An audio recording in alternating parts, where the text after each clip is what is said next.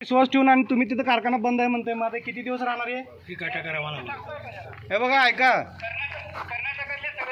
अहो जाऊ देव साहेब, आपण आपल्या पुरतं बोलूया की साहेब, असं का करला मग? अहो आपले ऐक, मग काय करायचं आता? आम्ही आमच्या भागापुरतं बघायचं का जगाचं बघायचं? ते आता तुम्ही बघा, तुम्ही सांगा, तिकडं आंदोलन करा तुम्ही कारखानदार. ऐका बघा पाटील साहेब, तुम्ही कारखानदार बाकीच्या कारखान्यांच्या विरोधात आंदोलन करा, आम्ही येतो तुमच्याबरोबर. मग आता आम्ही सांगतो ते ऐका, दर जाहीर करा.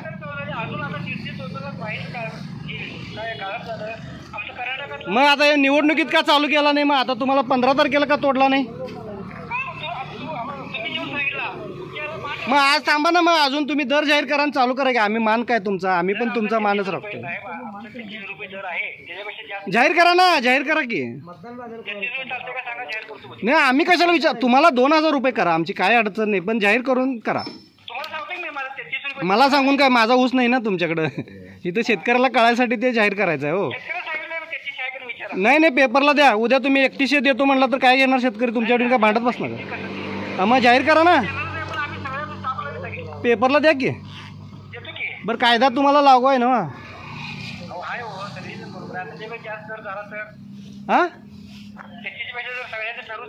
जास्त द्यायला लागणार आहे म्हणून तर तुम्हाला 3300ला कोण दिलं असं वाटतंय का साहेब? हां मग गेल्या वर्षी तुम्ही 3300 दिला, 250 रुपये FRP वाढल्या, 2550 रुपये तुमचा दरच होतोय आणि तुम्ही 3300 देतो म्हणलं, तुम्हाला कोण देणार नाही 3300 म्हणल्यावर उसाचा दर.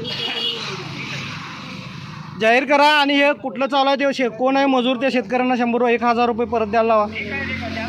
आणि ऐका, मी आत्ता सांगते साहेब, तुमचं ह्या यड्राव, टाकवडे, शिरडोन ह्या भागात जी लोक आहेत तुमची, त्या प्रत्येकाला स्पष्ट सूचना द्या. 1 रुपयासुद्धा शेतकऱ्याकडनं मागायचं नाही मजुरांनी.